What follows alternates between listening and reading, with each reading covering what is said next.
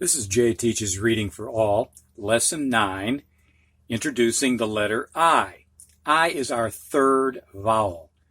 A was our first vowel, E, and I.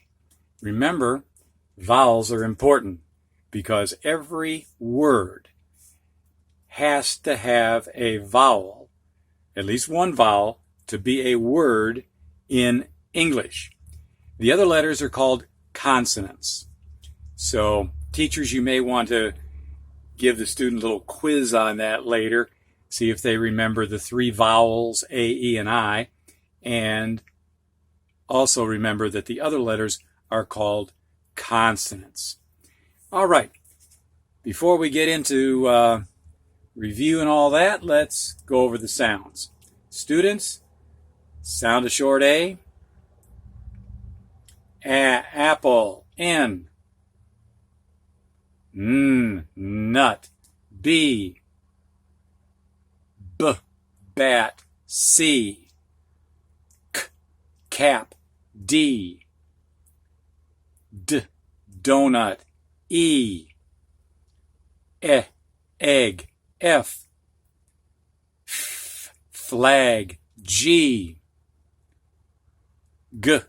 Gun. H. House. This weekend, I stopped in a Family Dollar store and I found an alphabet printing book for $2, which is cheaper than the Channy's book that I got at Amazon for $12. However,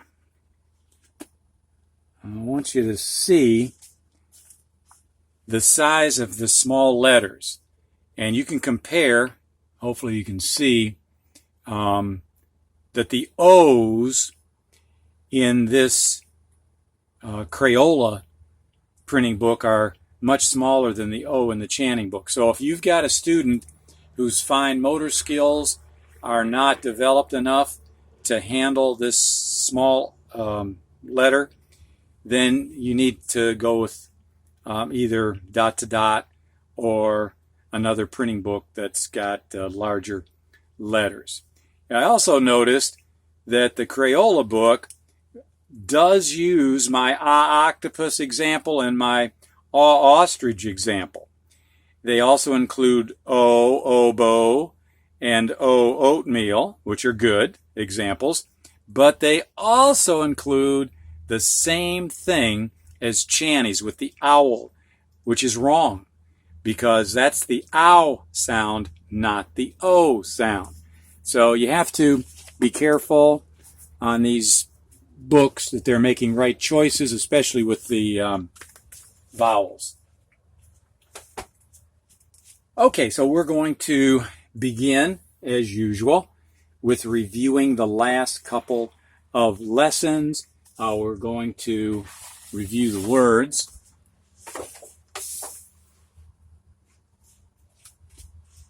And let's go to lesson 8, or lesson 7, sorry. Lesson 7. Do a little shuffling here. Get prepared for our review.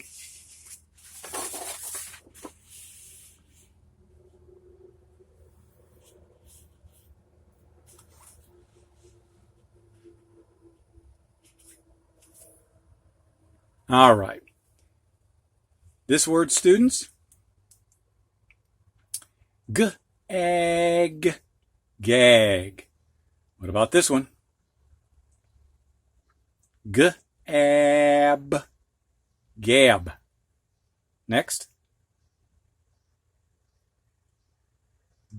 Egg, bag. Egg, egg. Egg, beg. All right, so That reviews part of the words in Lesson 7.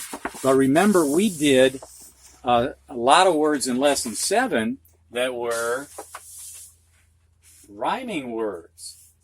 So we're going to go over these. I'm going to go over these a little faster after the first one in a section that rhymes. First one. Ed. Next. Bed. Next. Fed. Next. Ned. And I'll go over these a little faster this time. Normal speed. Ed, bed, fed, Ned. Next. Egg. Last. Egg. So we've got egg and beg. And next line.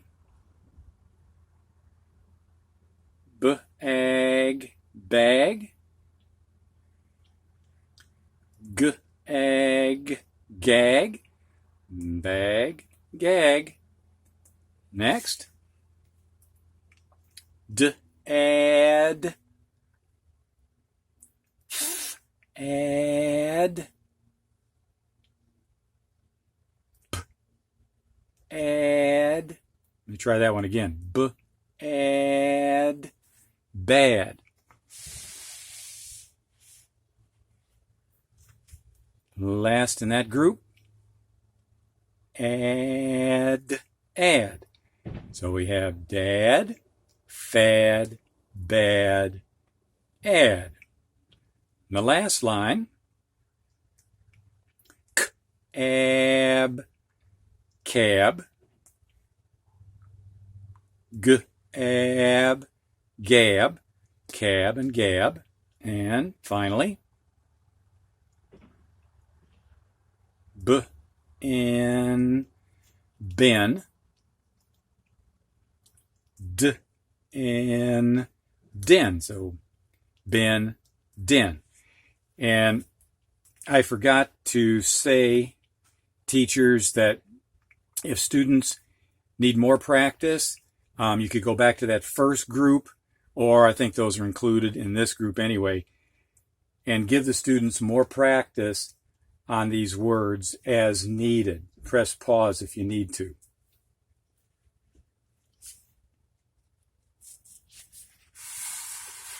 All right, now we're going to go back to Lesson 8 this time.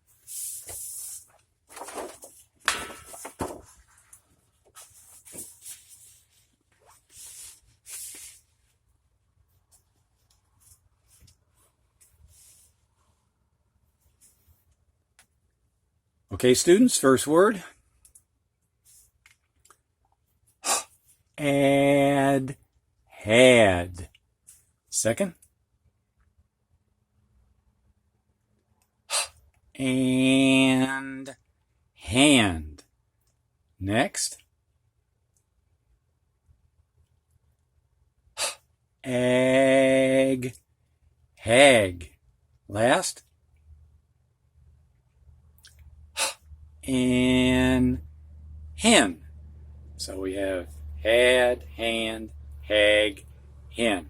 Again, teachers, if you think students need more practice on these, go right ahead and press pause and give them some more practice.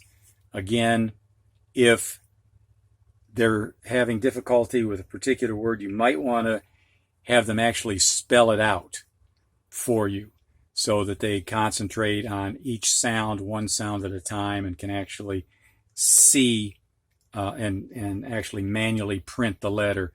Sometimes that helps imprint the learning for the student. So you can do that if you'd like. If so, press pause.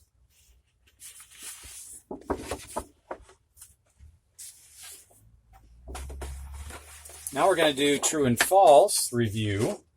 And we'll start with Lesson 8, true and false. So teachers, go ahead and have the students read these to you twice. After the second reading, they are to give you a reason for their true and false. And let me back up on that. They don't have to do that. This is practice. I'm thinking of what they're going to do in the new lesson. All they have to do is just read this to you. Help as needed. Press pause.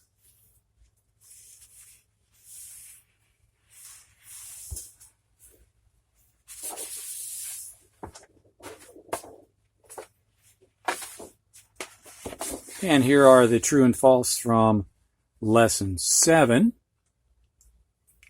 So go ahead and press pause, have the students read to you.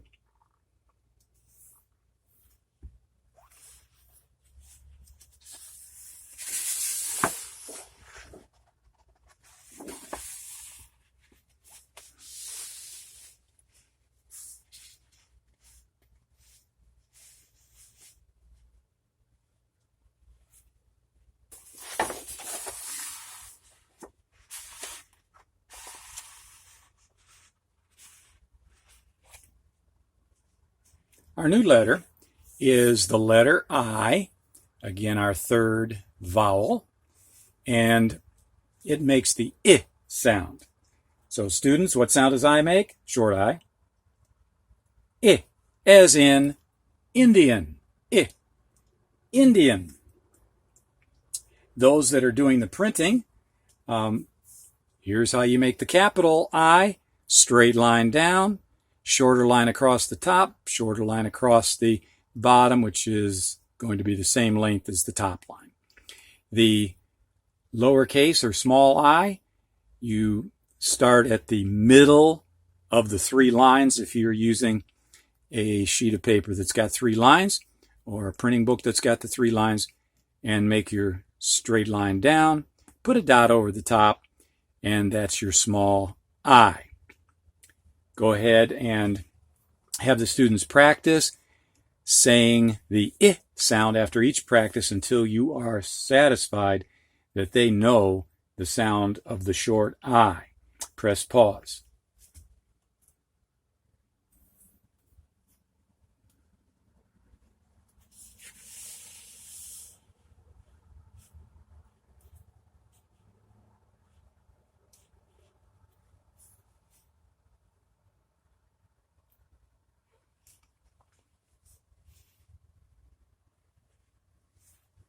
All right, now we're going to read the new words, and I'll read them first.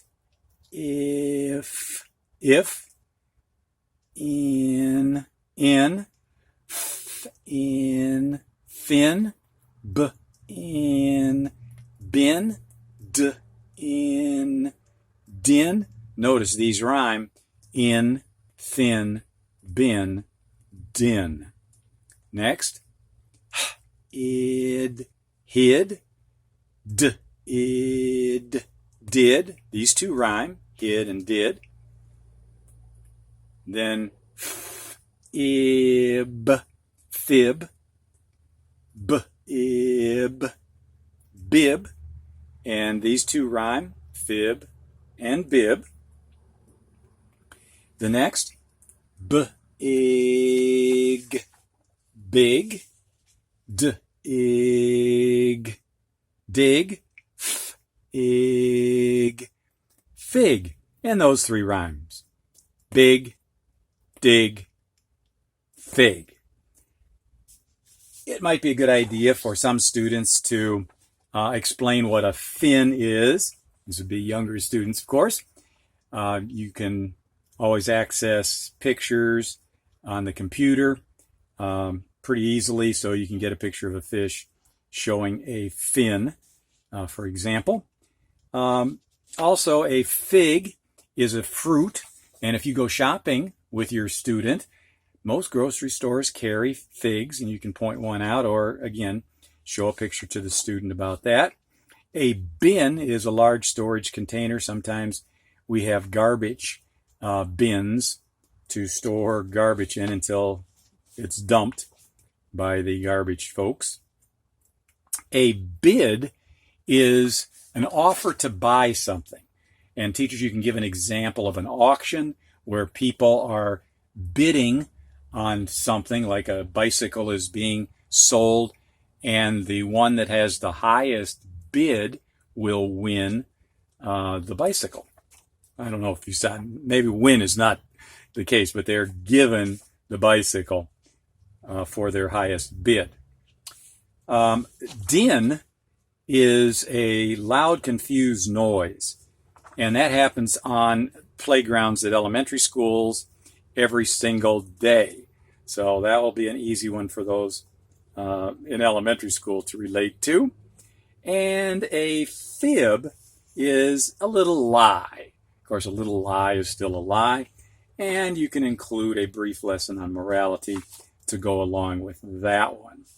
Okay, so teachers, have the students read these new words, help as needed, press pause.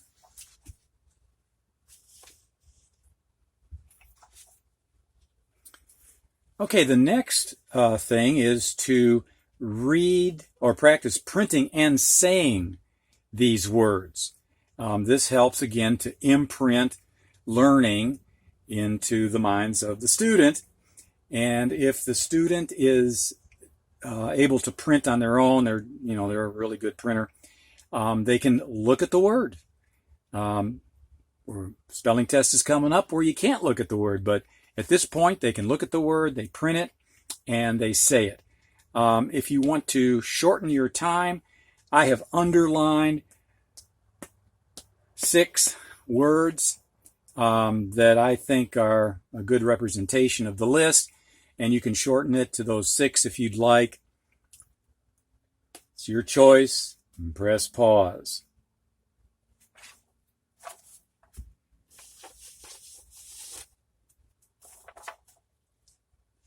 All right, I forgot to say that in the printing and saying practice, I wouldn't go more than 3 times for each one. 1 to 3 times. Okay.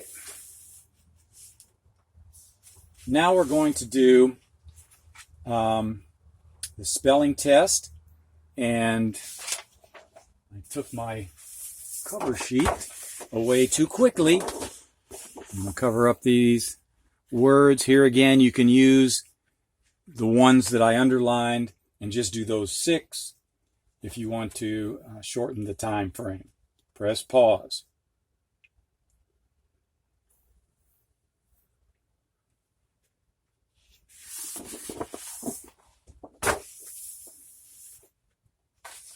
Now the true and false sentences, and now I can say what I was saying earlier. Have the students read these to you twice, and after the second reading, give you their reason for a true and false answer. Press pause. My answers, number 1, Ben hid in a bed. I think this could be true. If he's playing hide and seek, perhaps he might do that. Number 2, a hen had a big fin. I would say false. Hens have feathers, not fins. Pretty silly. Some students may come up with some wild explanation that sort of makes sense, and you might give them credit. Number 3, I hid a big fib in a bag. Now, this would probably be false because fibs are something you say, and you can't hide something you say in a bag. However, the student may concoct some reasonable explanation. Maybe the fib has to do with a stolen cookie, and that stolen cookie is hidden in a bag or something like that. And if they come up with a reason, then count them correct. Number 4, I can be bad if I fed a hen. Now, I would say this could go either way, because if the student has been told you are not to feed the hens, and they do, yeah, they could be bad.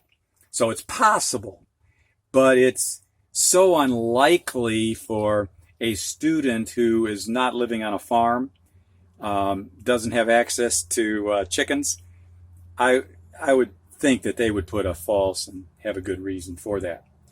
All right, so that concludes lesson 9, and our next lesson is lesson 10J.